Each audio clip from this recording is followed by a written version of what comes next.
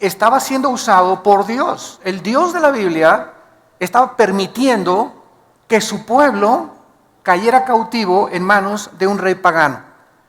Así como nosotros en el siglo XXI, cuando nosotros nos rebelamos a Dios, cuando rechazamos sus leyes, caemos en la cautividad otra vez del pecado, de la idolatría, de la ignorancia, de los amigos que corrompen nuestro carácter, las malas amistades, etcétera, etcétera. Y es lo mismo y se repite exactamente en la forma que se llevó a cabo en el Antiguo Testamento. Nabucodonosor deporta a casi más de la mitad de las personas, más de 100,000 personas se las llevó cautivas, deportadas a Babilonia. Babilonia se encontraba entre Jerusalén e Irak, porque Irak actualmente es Babilonia, como 900 kilómetros. Había como 900 kilómetros, imagínense nomás ese camino, ¿verdad?, en el que hicieron todos los deportados. Y durante este tiempo gobernaba en Jerusalén un rey llamado Joacim, en Judá. Y este rey se había rebelado contra Dios y Nabucodonosor lo dejó en Jerusalén como un títere. Ahí se quedó Joacim gobernando, pero ya estaba bajo el estado, ¿verdad?, Jerusalén de Babilonia. Los judíos pierden totalmente desde este momento, escúchenme muy bien, desde la invasión de Nabucodonosor a Babilonia, a Jerusalén, en el año 606-605 a.C., hasta 1948, los judíos no volvieron casi 2000 años a poder tener ni religión, ni sacrificios, y no podían hacer absolutamente nada. Entonces, a este periodo, desde la cautividad babilónica hasta más o menos cuando Cristo regrese, se llama en la Biblia el tiempo de los gentiles. Estoy dando un poco de trasfondo teológico para que tengamos un buen cimiento y un buen fundamento. Cuando tú veas en Lucas 21, hasta el tiempo de los gentiles, es el tiempo, los gentiles somos los que no somos judíos étnicamente. Somos judíos, dice Romanos 2, en el momento que recibimos a Cristo, porque tenemos la semilla de Cristo, y todos los que son de Abraham, somos hijos de Abraham. Gálatas capítulo 3, capítulo 4. Entonces no somos judíos de nacimiento, somos judíos simplemente porque la palabra judío viene de Judá, que significa alabanza. Somos los que realmente comenzamos a alabar a Dios en espíritu y en verdad. Entonces, en 1948, los judíos regresan a Israel, por primera vez cuando se les permite a través de la Liga de las Naciones regresar, y desde entonces Israel se convierte en un estado independiente, libre y soberano ante todas las naciones. Pero en el 48 regresaron como nación, pero no han podido desde el 48 hasta nuestros días regresar a sus sacrificios. Porque lo que era el templo judío quedó sepultado por el rey Herodes, cuando ahí se construyó, lo que Herodes reconstruyó, ahí quedó, y vinieron los musulmanes en el año 606 después de Cristo y construyeron arriba del templo que era de los judíos, que consideraban el lugar santísimo, construyeron la mezquita de Omar, o la gran cúpula de la roca. Cuando tú vas a Jerusalén, es una cúpula dorada grandísima, que los musulmanes también la reclaman como propiedad de ellos y como lugar santo. Entonces los judíos dicen que ahí está, debajo del cimiento de la cúpula de la roca, el templo de Jerusalén. Solamente que se imaginan ustedes, si los judíos quieren recuperar ese lugar, vendría una tercera guerra mundial. Entonces, en 1967, la guerra de los 6 días, el general Moshe Dayan ocupó otra vez Jerusalén y recuperaron Jerusalén. Pero las Naciones Unidas le sugirieron en aquel tiempo a Israel que dejaran la cúpula de la roca en las manos de los musulmanes, porque si no vendría otra guerra inmediata. Entonces, desde aquel tiempo hasta nuestros días, si tú vas a Jerusalén, los que hemos ido, cuando entramos al Muro de los Lamentos, es la única parte, la muralla de los lamentos. Al terminar el Muro de los Lamentos comienza la propiedad de los musulmanes. Es la única parte que les permitieron a los judíos tener como propiedad. Por eso todos los judíos llegan al Muro de los Lamentos y comienzan a hacer así, y a meter papelitos y a orar y orar. ¿Qué cosas están haciendo? Llorando: Señor, regrésanos el lugar que nos pertenece. Desde el 48, ¿verdad?, están tratando de hacer esto. Entonces, esta es la razón por la cual se llama el tiempo de los gentiles, porque los gentiles o los gobiernos no judíos se tomaron control de los israelitas. Entonces, el tiempo de los gentiles va a terminar hasta que Cristo regrese, porque hasta que Cristo regrese, los judíos no van a poder tener completa libertad de sus sacrificios, y aunque se está tratando de reconstruir el templo, y lo van a hacer de acuerdo a la Biblia, según de Tesalonicenses 2, Apocalipsis capítulo 11, no van a poder establecer como lo tenían anteriormente, con todo el sacerdocio levítico que ellos reclaman continuar llevando a cabo. Muy bien, Daniel fue contemporáneo de Jeremías y de Ezequiel. En los tiempos de Daniel estaban estos profetas también, y hubo, como dije anteriormente, 2 deportaciones más. Daniel estuvo exiliado en Babilonia 60 años. 60 años se aventó Daniel en Babilonia. Después vinieron los medos persas, la película de los 300, no sé cuántos de ustedes la vieron, donde los persas, ¿verdad?, quieren invadir Grecia, y entonces se forma un grupo de 300 macedonios entrenados para detener la batalla de las Termópilas, se llamó, a más de miles y miles los sobrepasaban los persas, hasta que finalmente los persas conquistaron totalmente, ¿verdad?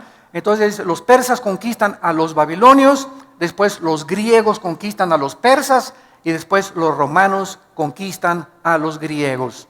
Y desde Roma hasta nuestros días, hace 2000 años, ya no ha habido ningún imperio mundial. Después de la Segunda Guerra Mundial se quiso levantar Estados Unidos porque ganó la guerra, junto con Inglaterra y con Rusia, y perdió la guerra Italia, la perdió Japón y la perdió Alemania, y Estados Unidos se levantó como un poder supremo político, económico y militar hasta 1950. En el 50 se levanta la Unión de las Repúblicas Socialistas Soviéticas, Rusia, para competir contra Estados Unidos en lo que se llamó la Guerra Fría. ¿Por qué es fría? Porque no hubo bombazos. Simplemente estaban los dos, rusos y americanos, compitiendo por el poder político, militar, económico. En 1963-64, Nikita Khrushchev mandó misiles a Cuba para tratar de invadir Estados Unidos.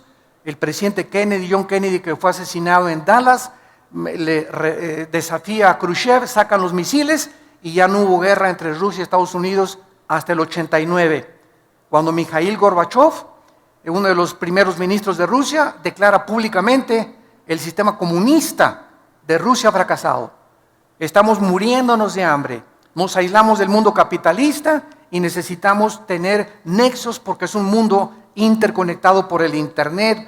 Ahora una nación, lo que le pasa a una nación afecta ya a todas, ¿verdad? Entonces Rusia reconoció, y Rusia bajó las manos, se derribó el muro de Berlín, que dividía a Rusia del oeste con la Rusia del este, y Rusia cayó ante los ojos de todo el mundo. Hasta hace poco el presidente Putin está tratando otra vez de levantar al oso caído, al poder ruso, desafiando al mundo como jamás desde la Segunda Guerra Mundial había habido una invasión como la que acaba de hacer con Ucrania y con Kiev. El presidente Putin diciéndole al mundo: Rusia no se va a quedar ya más con las manos cruzadas, voy a reconquistar todo lo que nos han quitado, y todas las repúblicas que se dividieron las quiere volver otra vez a reconquistar. ¿Por qué? Porque Estados Unidos ha comenzado a declinar política y económica y militarmente. El ejército de Estados Unidos ya sacaron, este año ya sacan a soldados de Afganistán y de Pakistán, y Estados Unidos ya no es el policía del mundo en el año 2014 en que nos encontramos. Ya Obama le dijo a Europa: encárguense ustedes de Putin. Dijo Obama: yo ya realmente le saco. Ya no tenemos ni el poder para luchar contra Rusia, ni para poder detener a este señor. Y ahora en Europa se encuentra económicamente débil. El único país ahorita en Europa es Alemania. Francia ya es completamente sometida a Alemania. España en quiebra económicamente. Italia se está muriendo de hambre. Grecia y Portugal muriéndose de hambre. Y la única nación ahorita que está tratando de hacer un frente para impedir otra vez el gran poder de los rusos es Alemania. Angela Merkel, la presidenta de Alemania, es la única que puede intervenir. La OTAN no puede intervenir, la Organización de los Países del Atlántico del Norte, porque Rusia no pertenece y Ucrania no pertenece a la OTAN. Y solamente OTAN interviene, como en Libia, cuando mataron a Gaddafi, porque Libia pertenecía y porque podían tratar de sacar a Gaddafi de Libia. Entonces ahorita Putin no tiene quien le diga no, solamente sanciones económicas y diplomáticas, y él va a seguir ampliando, y esto es exactamente lo que profetiza Ezequiel capítulo 38 hace 2600 años. No lo vean ahorita, lo menciono solamente. Gog y Magog. Gog es un líder, Magog es la tierra de los tártaros, la tierra de los escitas, que son los pobladores de la Rusia moderna. Y la Biblia hace 2600 años profetiza que Rusia se iba a levantar. Estados Unidos no aparece en la Biblia en ningún lado en las profecías de los últimos tiempos. Por más que nos cansemos de buscar y tratar de decir que es Estados Unidos, no es Estados Unidos, sino que solamente aparece Europa y el Medio Oriente, con algunas naciones de Asia como China y Japón en Apocalipsis 16 como los reyes del Oriente. Entonces todo el escenario político y económico que vamos a estudiar en Daniel, en los capítulos ya finales, se encuentra profetizado con los otros profetas hebreos para que sepamos que Dios es Dios. Miren lo que dice, por ejemplo, en Isaías 44, Dios a través de su profeta, Isaías 44, versículo 7. Esto fue escrito hace 2750 años. Y dice Isaías 44, 7, desde el 6, perdón, así dice Jehová, Rey de Israel, y su Redentor, Jehová de los ejércitos. Yo soy el primero y yo soy el postrero, y fuera de mí no hay Dios. ¿Y quién? Dios está desafiando. ¿Quién proclamará lo venidero? Lo declarará y lo pondrá en orden. Porque pues ha habido profecías, ¿verdad? Como Nostradamus profetizó, de las 100 profecías, el 10% se cumplieron. Nunca hay una profecía de ningún líder religioso en el mundo, llámese Mahoma, mucho menos Mahoma. El Corán no es un libro profético, ni el libro del Mormón, ni el libro del Maharani Banasutta, ni el Tripitaka de Buda. De ninguno de los libros sagrados se encuentra el orden, porque hay un orden en las profecías bíblicas en la que Dios puso la historia del mundo. Y cuando Dios le revela a Daniel, como lo vamos a ver más adelante en el capítulo 2, Babilonia, a través de la estatua del sueño de Nabucodonosor, tú eres la cabeza de oro. Después le dice Dios a Daniel, el segundo, desde Babilonia va a seguir otro imperio que representa los brazos y el pecho de plata, que fueron los medos persas. Después el vientre es Grecia y las dos piernas de la estatua de Daniel capítulo 2 es el imperio romano, que fue dividido en Constantinopla y en Alejandría. Y los dedos de los pies es la última forma de gobierno mundial que va a prevalecer antes de que Cristo regrese. Y estos 10 dedos de la estatua, vean ustedes que descienden de las dos piernas de la estatua de Nabucodonosor. Todo esto lo vamos a ver con mucho más detalle. Entonces, estos 10 dedos son 10 gobiernos que van a provenir del antiguo imperio romano, y que son los gobiernos de donde, de acuerdo a Daniel 7, surgirá el futuro dictador mundial, que es el anticristo. Entonces, Dios puso en orden los imperios tal como la historia lo ha visto. Babilonios, persas, griegos, romanos, y desde Roma, hace 2000 años, no ha vuelto a surgir un imperio. Hitler quiso tratar de conquistar y no conquistó nada más que Checoslovaquia y Polonia y algunas cosas, pero ahí vino la guerra y le impidieron que el nazismo, el Partido Nacional Socialista, se expandiera. Entonces vemos que es increíble la exactitud de las profecías bíblicas, porque como dice Dios, ¿quién otro? Para que alguien sepa el futuro con tantos detalles, solo Dios lo puede hacer. Y continúa diciendo, ¿quién lo proclamará y lo declarará y lo pondré en orden delante de mí, como yo hago yo desde que establecí el pueblo antiguo? Lean Génesis, ¿qué le dijo Dios a Abraham? Abraham, van a ir a Egipto y van a ser 400 años cautivos. Se cumplió al pie de la letra. El pueblo judío, de acuerdo a la historia, a la arqueología y a la paleontología, ¿verdad? Y a la antropología dan testimonio que las profecías, que la historicidad, que la geografía de la Biblia no son cuentos de hadas, ni son los superhéroes, ni Superman, ni Aladino y la lámpara maravillosa. La Biblia está respaldada por la arqueología, la paleontología, la arqueología, la antropología, la historia, la geografía. Nos da fechas, la Biblia nos da los nombres de los reyes que prevalecieron en el tiempo en que la Biblia fue desarrollada. Y todo esto, ¿verdad?, para que nos demos cuenta de algo. Las evidencias aquí están. ¿Quién es un ateo? Un ateo no es una persona que no tenga evidencias. Las evidencias ahí están y las puedes buscar, y esto te da testimonio de que esto es sobrenatural. El problema del ateísmo no es eso, el problema del ateísmo es su moral. Cuando llegan a la irracionalidad, como va a ser el próximo mensaje que vamos a compartir, la locura del ateísmo en el World Trade Center, creo que es el mes que entra, ahí voy a compartir. El ateísmo tiene una base: la nada produjo todo. Esa es la raíz del ateísmo y de la evolución. Tu maestro en la universidad, dile: oye, la nada, para ser ateo tú tienes que creer algo, que la nada produjo la creación. Y cuando la nada ha producido algo, la nada no produce nada.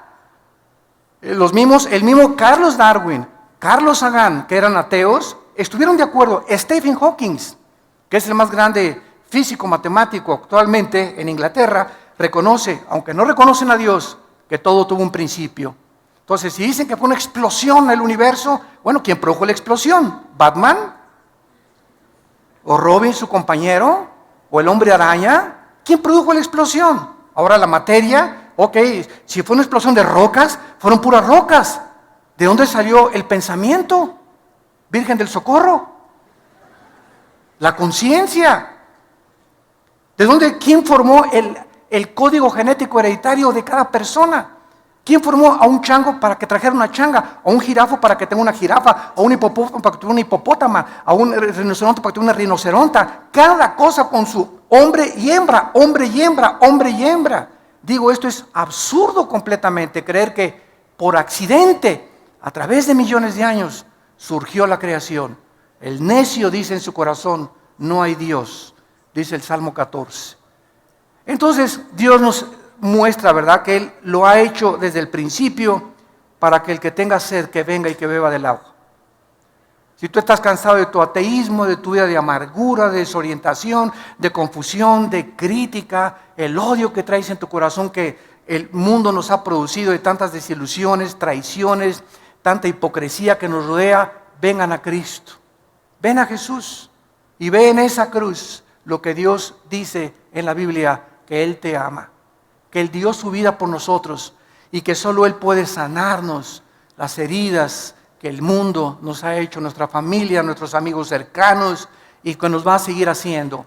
Estamos en un mundo de sufrimiento donde Dios ha dado la libertad a los seres humanos para que podamos hacer el daño que nos hemos hecho. Si Dios restringiera la libertad e impidiera que esa bala matara a ese niño y que ese camión que se echó en reversa atropellara a esa niña y que el tsunami no matara tantas cosas, si Dios interviniera para detener el mal, entonces ya no habría libertad ni libre albedrío. Entonces no es Dios, ¿verdad?, el de las tormentas, estas cosas. Somos nosotros lo que nos hemos hecho los unos a los otros, para darnos cuenta que el diagnóstico que la Biblia tiene acerca de la raza humana es el diagnóstico que la experiencia, la psicología y las terapias de todas las formas que hemos tratado de arreglar esto, es la verdad. El ser humano es un ser humano caído, pecador, sin esperanza, sin luz, más que la que Cristo le pueda proporcionar.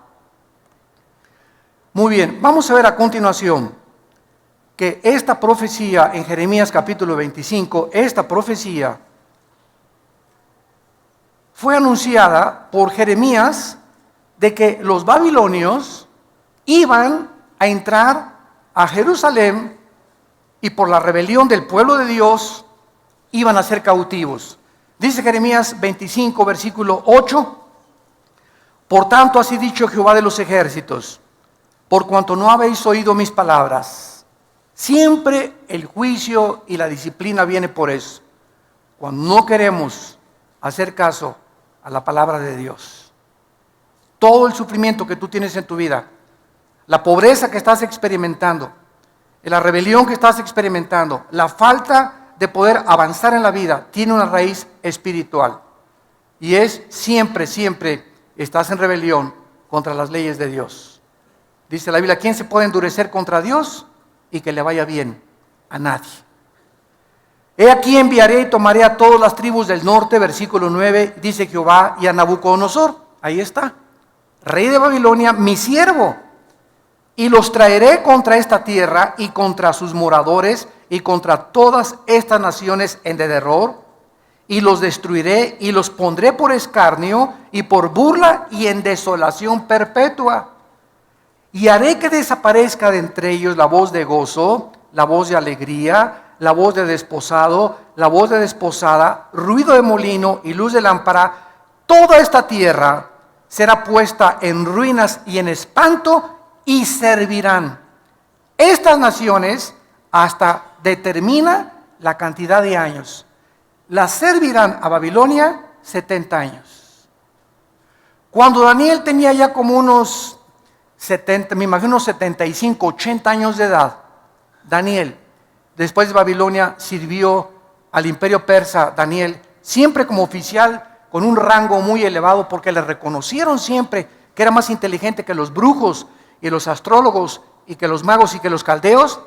Daniel, como a los 75, 80 años de edad, descubre esta profecía de Jeremías, que a los 70 años Dios los iba a libertar. Se iba a acabar el exilio de los babilonios, porque estuvieron como 60, 70 años deportados, completamente lejos de su país, sin tierra, sin templo, sin ninguna propiedad, completamente aislados del mundo. Y entonces Daniel dice, estamos cerquita de los 70 años, y cuando llegamos al capítulo 9 y 10 de Daniel, ¿qué hace Daniel? Cuando descubre que el tiempo está cerca para que ellos regresen a Jerusalén, Daniel se pone a orar y a ayunar durante 3 semanas.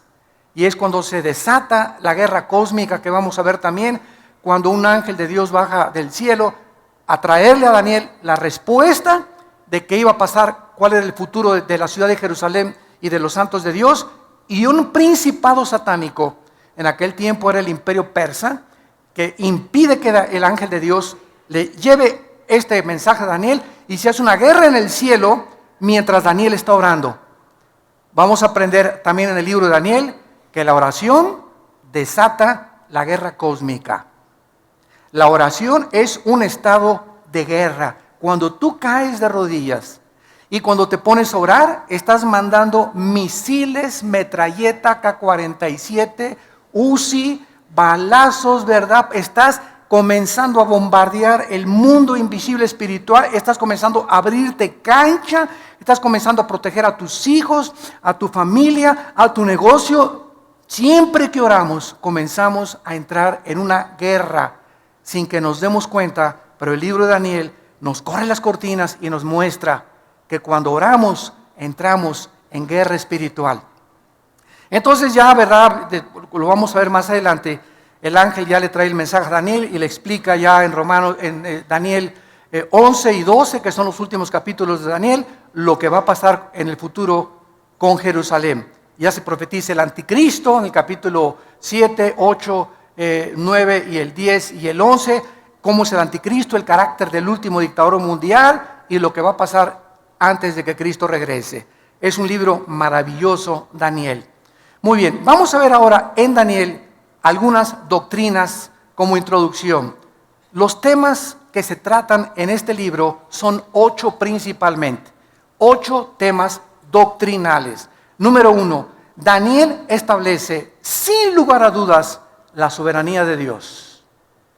Dios es soberano. En este libro se afirma el gobierno supremo, absoluto y poder de Dios sobre todos los gobiernos humanos. Dios pone y Dios quita reyes. Dios avergüenza y Dios humilla a los dictadores, y Dios les da oportunidad, como a José Stalin, como a Benito Mussolini, como a Hitler, como a Saddam Hussein, a muchos de ellos, otro presidente sudamericano que se acaba de morir también, les da oportunidad que lo hagan, para que nosotros nos demos cuenta de qué forma tan grande es la idolatría del ser humano hacia el ser humano. Hacemos como los césares romanos. Los césares romanos se proclamaron dioses y el pueblo los adoró como dioses. Dios mío, tú te niegas a adorar al Dios verdadero y adoras al cantante fulano de tal en la televisión. Y las muchachas hasta se desvisten y están dispuestas hasta a perder su virginidad por ese ídolo cantante. Es un Dios para ellas. Y si no tenemos a un Dios cantante, lo tenemos en el deporte, lo tenemos religiosamente, ¿verdad? Y viene el representante de una religión y lo adoran como a un Dios. Y cuando los apóstoles comienzan a ser enviados al mundo, ¿se acuerdan ustedes en el libro de los Hechos? Y la gente se acercaba con Pablo y con Pedro y se hincaban y les querían besar la mano. ¿Qué decían los apóstoles? Párense, nosotros somos hombres igual que ustedes, adoren a Dios. Pero no lo hemos aprendido, seguimos, ¿por qué? Porque nos gusta la adoración.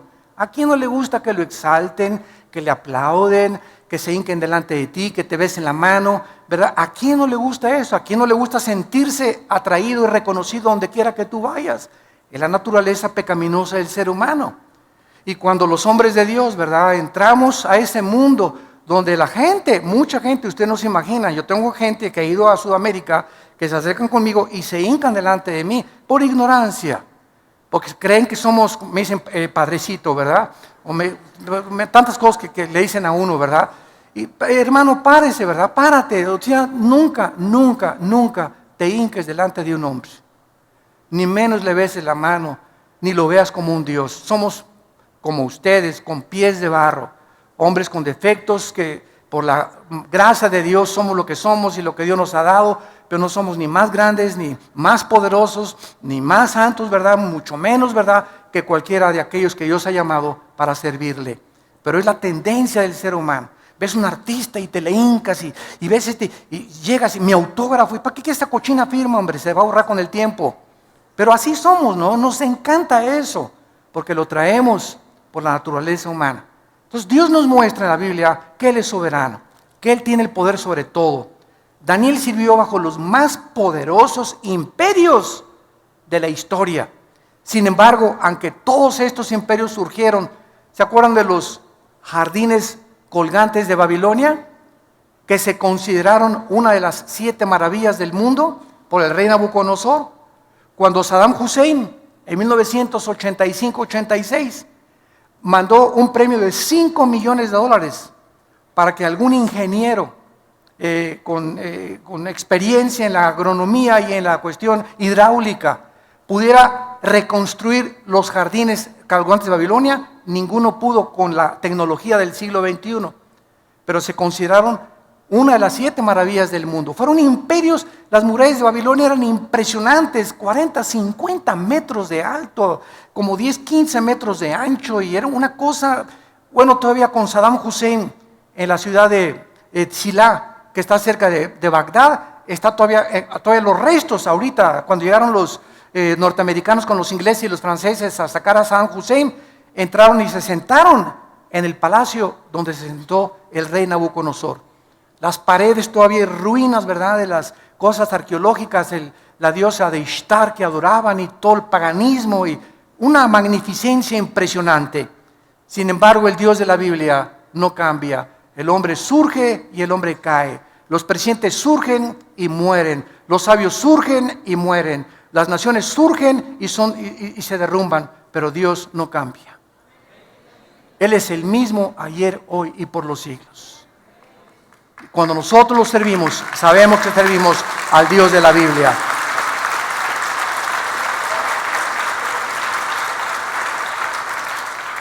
Dice en Isaías 40, el profeta, capítulo 40, versículo 15: He aquí que las naciones les son como la gota de agua que cae del cubo, y como menudo polvo en las balanzas les son estimadas. He aquí que hace desaparecer las islas como polvo. Versículo 17. Como nada son todas las naciones, como nada son todas las naciones delante de él. Y en su comparación serán estimadas en menos que nada y que lo que no es. Versículo 23 y 24.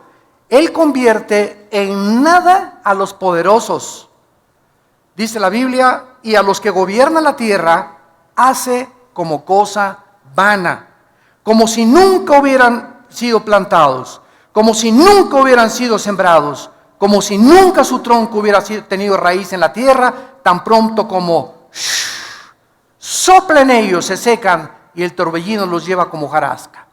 Esta es la comparación del Espíritu Santo, del Dios Todopoderoso, que es nuestro patrón supremo y sobre toda la historia humana. Y aquí estamos los hombres, ¿verdad? Teniendo miedo del hombre, sirviendo al hombre, adorando al hombre, inclinándonos delante de personas como tú y como yo, que no nos dieron ni siquiera la vida por la ignorancia del corazón humano. Y cuando venimos a la verdad, se nos caen las vendas y nos damos cuenta, ¿verdad? La idolatría que hay en el corazón del hombre. ¿Y por qué viene esta idolatría? Psicológicamente, porque necesitamos a alguien a quien adorar. Y si no sabemos quién, agarramos un tronco y le damos la forma de un hombre y lo cortamos y lo ponemos y nos hincamos ante el tronco y la forma que nosotros le dimos.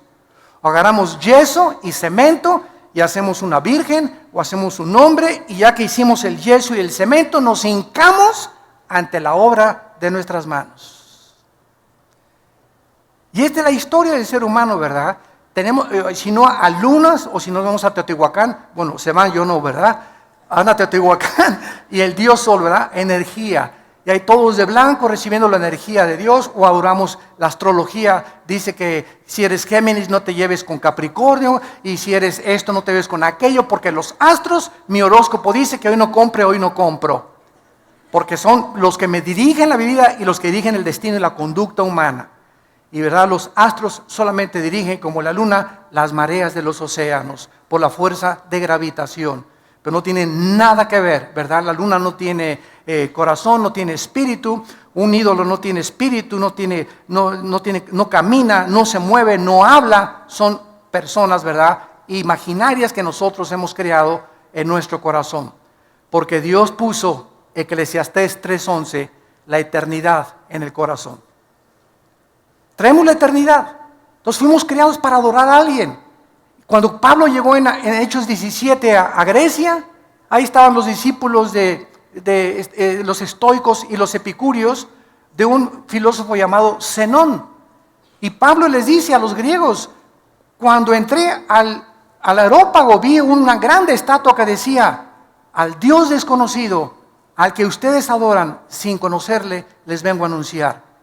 Los griegos fue una civilización en el tiempo de la filosofía de oro, 150 o 200 años antes de Cristo, que buscaban la verdad.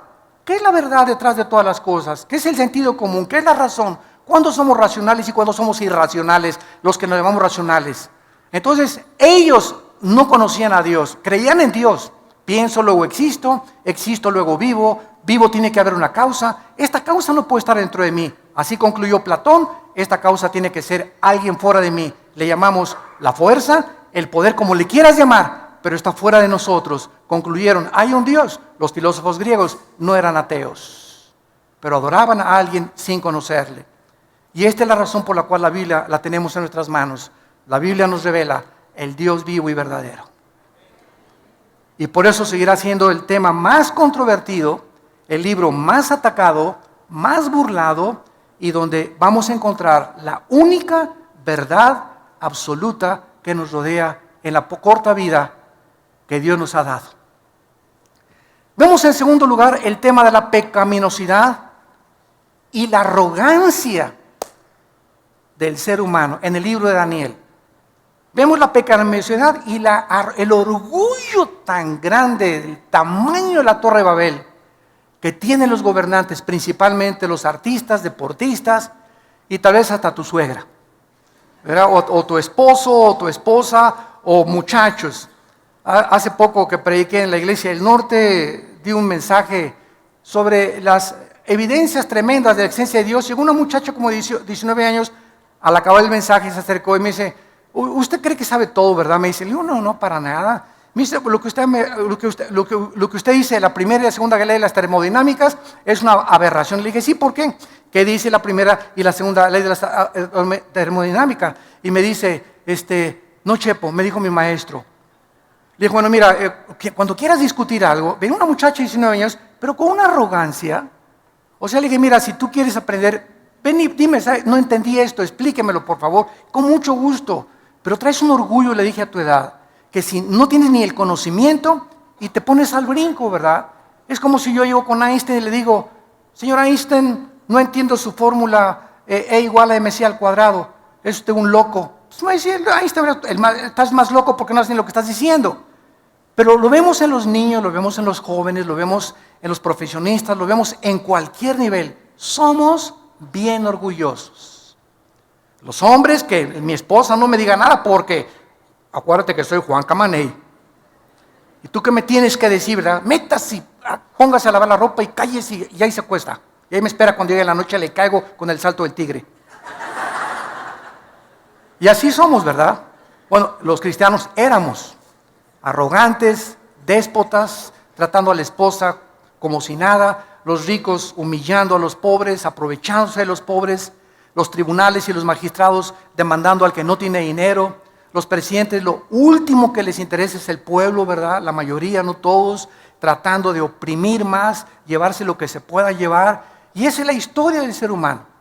El pecado es lo que ha hecho esta arrogancia contra el Dios del cielo. En tercer lugar, vamos a ver la guerra espiritual cósmica, que ya vimos hace unos momentos, en la que descubrimos que nos encontramos en un mundo invisible espiritual, donde hay poderes malignos espirituales, que les llaman fantasmas, ánimas en pena, en Guanajuato les llaman, espíritus, ¿verdad? Y el mundo sigue cuando la ciencia no puede penetrar lo sobrenatural, no hay explicaciones, no me pasa en la televisión, pues aquí se hizo un espiritismo, dice que estaba endemoniado, y están viendo que hay una muchacha revolcándose y que se hace la cara así como desatornillador y los ojos chuecos se le vuelven para otros lados, pues dice que está endemoniada, pues si no está endemoniada, ¿qué es? Trae al mejor médico, entonces que me explique qué es entonces, ¿que tiene dolor de cabeza? El dolor de cabeza hace que se le enchueque la cabeza y que se le salga la lengua como y que hable con otra voz. Digo, ahí están viendo y no reconocen que es algo sobrenatural, pero su orgullo médico y científico le impide al mundo reconocer la luz y la verdad. En cuarto lugar, la veracidad de la palabra de Dios. Ningún otro libro de la Biblia contiene tantas profecías cumplidas y probadas a través de la historia, como vimos a través de la arqueología, paleontología, antropología, geografía, porque se profetiza el surgimiento y la caída de los más grandes imperios mundiales: Babilonia, Medo-Persia, Grecia y Roma. Aquí lo encontramos en el libro de Daniel. En quinto lugar, vamos a encontrar el tema doctrinal del surgimiento del anticristo. El libro de Daniel es el único libro de toda la Biblia que nos enseña de dónde surgirá el anticristo. Entonces, no especules que es Juan Carlos de España, o que el Papa es el anticristo, eso no puede ser, o que es el príncipe Juan Carlos, o que es fulano de tal, o que era Gorbachov, que porque tenía aquí el 666 pintado en una tatuaje o una mancha que tenía, y porque su nombre coordina y traducido al hebreo es el 666, son puras especulaciones. No vamos a saber quién es el anticristo hasta que se formen 10 naciones. 5 de Europa y 5 del Medio Oriente. Oigamos que hay un tratado entre el Medio Oriente y Europa. Qué interesante que Estados Unidos ya se salió de la ecuación, tal como la Biblia lo profetizó. Ni Rusia ni Estados Unidos ocuparían la supremacía militar y política antes de que Cristo regresara.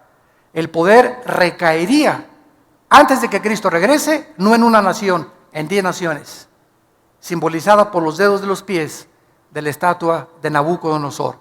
Y de esas 10 naciones, ya que se une el Medio Oriente con Europa para tratar de frenar la invasión que se profetiza en Ezequiel 38 de Rusia contra Israel, entonces ya que se formen estas 10 naciones, que van a surgir 5 de Europa y 5 del Medio Oriente, entonces de entre esas 10 naciones, Daniel 7, va a surgir, le llaman un cuerno pequeño, que es el anticristo. El anticristo va a derribar a 3 de esas naciones. Van a quedar 7 naciones. Y Apocalipsis 17 dice que al anticristo será el octavo. Entonces, hasta que no veamos eso, no podemos especular ni decir que el anticristo es este o que es aquello. Todavía no llegamos a ese próximo paso, pero el escenario, los jugadores, como decía Dwight Pentecost, un gran teólogo escatólogo, cuando ves que los jugadores, el América y las Chivas, entran al Estadio Azteca, el partido está para comenzar. Cuando veamos los protagonistas, ya está Rusia, ya está Estados Unidos cayendo, Europa está comenzando a surgir, ya están los protagonistas en el campo delante de nosotros, el tiempo es corto. El tiempo es más corto de lo que nosotros nos podemos imaginar. Se menciona que este hombre, el anticristo, será un hombre poseído completamente por Satanás. Aunque no es Satanás el que está dentro de él. El anticristo, dice Apocalipsis 13, el diablo, le va a dar su poder, Y lo que le ofreció a Cristo, el anticristo lo va a aceptar. Lo que Cristo rechazó del diablo, el anticristo lo va a aceptar. El poder, la gloria, la riqueza que el diablo le ofrece a artistas, a deportistas, si te inclinas y adoras a Satanás. Te lo da y te lo cumple, pero recuerda que te viene a cobrar la factura. En sexto lugar, vamos a ver la gran tribulación. Es otro tema de Daniel. Se profetizan 7 años, Daniel capítulo 9, con el título Las 70 semanas de Daniel, que vendrán sobre Israel únicamente. Y la última y más grande persecución de la historia, que Hitler va a ser como Pinocho comparado con el anticristo, para perseguir, matar, torturar a todos los judíos y a los cristianos, cuando el anticristo tome el poder después de los 3 años y medio. En séptimo lugar, se profetiza, y hay el tema de la resurrección de los muertos en Daniel también. Se profetiza que muchos muertos que actualmente creemos que ya les llevamos flores y son huesos, van a volver a vivir. En Daniel 12, versículo 2. Y muchos de los que duermen en el polvo serán levantados, unos para vida eterna y otros para confusión perpetua. Y Cristo lo dijo en Mateo 5, he aquí viene la hora, cuando todos nosotros estamos aquí, tenemos algún día que entrar a la eternidad. Tienes que morir, yo tengo que morir. Pero viene la hora, dijo Jesús, que cuando todos los que estamos muertos vamos a oír. Y si en vida no oíste la voz de Cristo, no la vas a oír cuando estés muerto. Entonces, hay una resurrección de los justos y después, al acabar el milenio, viene la resurrección de los malos, que se llama el juicio del gran trono blanco, Apocalipsis 11, del 12 al 15. Entonces, esta resurrección también se trata en Daniel. Y en octavo y final lugar, el triunfo final de Cristo y su reino. Una vez una persona me dijo, Dios es todopoderoso, ¿sí? Y si Dios es todopoderoso, ¿por qué no acaba con el diablo? Y le contesté, dele gracias a Dios, porque comenzaría con usted. El mundo tiene cantidad de incógnitas y las seguimos teniendo. Porque como le dije una vez a un estudiante de un seminario en Guatemala, el día que alguien tenga las respuestas a todas las incógnitas que existen, ya no necesitaríamos a Dios. ¿Por qué seríamos dioses? Entonces Dios es el único, omnisciente, que conoce todo. Nosotros, dice Corintios 13, vemos como por un velo todavía. Y lo que sabemos, dice Corintios 8, no lo sabemos como lo deberíamos de saber. Especulamos y teorizamos, hipotetizamos y pensamos esto y el otro. Los griegos, los filósofos, los ateos del siglo XX, Bertrand Russell, Carlos Darwin, pues puedo que creo, que sí, que arranca, que no arranca, ¿verdad? Y todo se queda así, pero no hay verdades absolutas, absolutamente, en ninguna conclusión lógica, filosófica del ser humano, porque no somos dioses. Pero venimos a la Biblia y comenzamos a encontrar respuestas. Pero hay una condición para que tú puedas conocer la verdad: querer hacer la voluntad de Dios. Dijo Cristo, si alguien quiere conocer la verdad, haga mi voluntad. Cuando tú comienzas a someterte a Dios, a sus leyes, a tratar a tu esposa como una reina, a darles buen ejemplo a tus hijos, a pagar tus impuestos, a pagar tu diezmo, no pagar porque tiene que nacer el corazón, ¿verdad? No es un pago, perdón, pero a comenzar a darle a Dios lo que Él quiere que le demos. Cuando comencemos a hacer, no tenemos deudas, que no nos endrogamos demasiado, que las pagamos, que no queremos perjudicar a nadie, no hablamos mal de nadie. Comenzamos a bendecir a toda la gente, a los que nos persiguen los bendecimos, no guardamos rencor contra nadie. Cuando comienza nuestra vida a ser revolucionada de esta forma, comenzamos a descubrir y a conocer como que se nos amplía la mente, se nos comienzan a caer las vendas y comenzamos a ver la luz. Pero hay un precio para que veas la luz. No vengas y a ver si Dios es esto y es esto, retando y desafiando a Dios. Espérame tantito. Dice Dios, primero deja tu frente, deja todo lo que tienes y veas mi voluntad. Pídele perdón a tu esposa antes que conozcas la teología de la predestinación. ¿Quieres conocer la predestinación y quieres conocer el libre albedrío humano? ¿Quieres saber por qué Dios permite esto y aquellas cosas? Dios no es un genio de la lámpara Aladino para satisfacer tu vacío intelectual. Dios quiere que primero estés dispuesto a seguirlo para que Él te premie y te recompense con la luz y la verdad de su santa palabra. Oremos. Padre, te damos gracias por tu palabra en esta mañana. Gracias porque tu Espíritu nos ha comenzado a abrir el entendimiento de tu palabra para que la luz pueda entrar a nuestras vidas y podamos conocer la verdad, el camino, la justicia y la santidad, que sin esta santidad no podemos entender las cosas más profundas del Espíritu de Dios. Te damos gracias porque el Espíritu es el que nos enseña estas cosas. Para eso nos lo diste. Y es un espíritu de poder, de amor y dominio propio. No es un espíritu de cobardía. En esta mañana, dile a Dios, Señor, yo reprendo de mi vida todo espíritu de angustia que traigo, echando toda mi ansiedad sobre de ti. El problema de mis hijos, el problema de mis padres, el problema de mi futuro no está en mis manos. Oh Dios, gracias porque no soy Dios, no soy diosa. Quiero solamente descansar en ti. Te entrego, Señor, mis afanes, mis ansiedades. Quiero tener paz. Te pido, Señor, que todo espíritu que hay en mí de temor se vaya, Señor, y yo pueda saber que si te tengo temor a ti, no tengo tener temor de ni enfermedades, ni del futuro, ni económicos, porque tú eres mi pastor, nada me faltará jamás. Si diste tu vida por mí, ¿cómo no me darás todas las cosas? Si diste tu sangre en una cruz para que yo pudiera entender cuánto eternamente me has amado. Gracias, Señor, por ser mi pastor, en quien puedo llorar, en quien puedo descansar. Guíame por sendas de justicia por amor de tu nombre.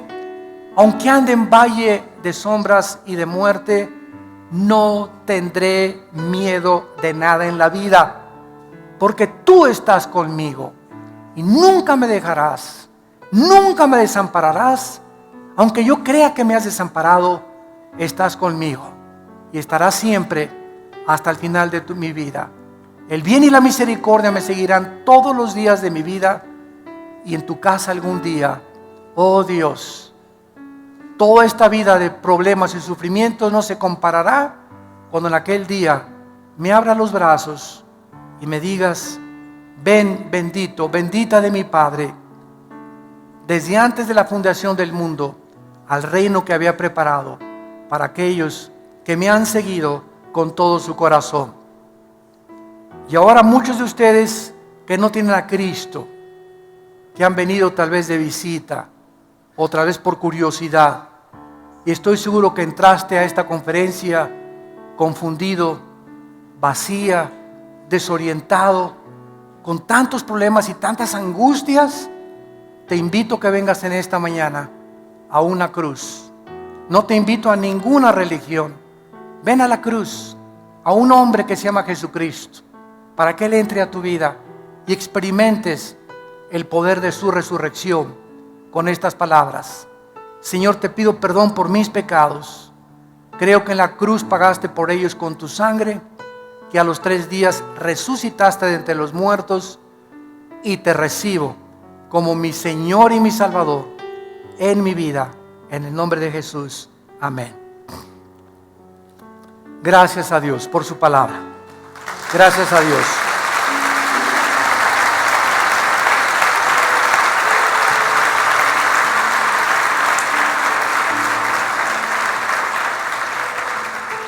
Y así como muchos de ustedes, muchos de nosotros que tenemos la carga de compartirles esta palabra, también venimos cargados.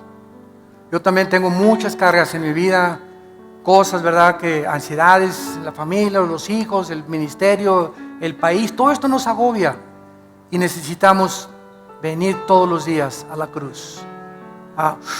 De la palabra sacar esa fuerza que nadie nos puede dar, ni las pastillas tranquilizantes, ni el psiquiatra, ni mi comadre, ni la doctora Corazón, ni Walter Mercado, ni nadie.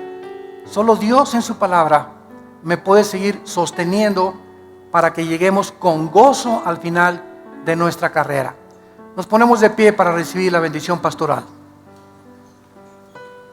Los que gusten pueden extender su mano hacia acá en señal que reciben esta bendición.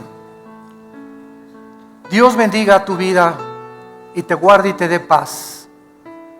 Dios bendiga a tu esposa y a tu esposo, tu matrimonio y a tus hijos. Dios bendiga a tus animales domésticos. Dios bendiga los alimentos de tu hogar. Dios te guarde cuando salgas a la calle para que regreses contento a tu casa, con alegría en tu corazón, para orar con tus hijos y tu familia. Dios te llene de todo el poder de su conocimiento y sabiduría, para que siempre apruebes lo mejor, andando como es digno de un hijo y de una hija de Dios, llevando fruto en todo tiempo, creciendo en su conocimiento y en toda su gracia, y mostrándole a la gente el amor de Cristo que sobrepasa todo entendimiento. Dios guarde tus pensamientos y tu corazón en Cristo Jesús. En su nombre precioso, que tengan mucha paz. Amén.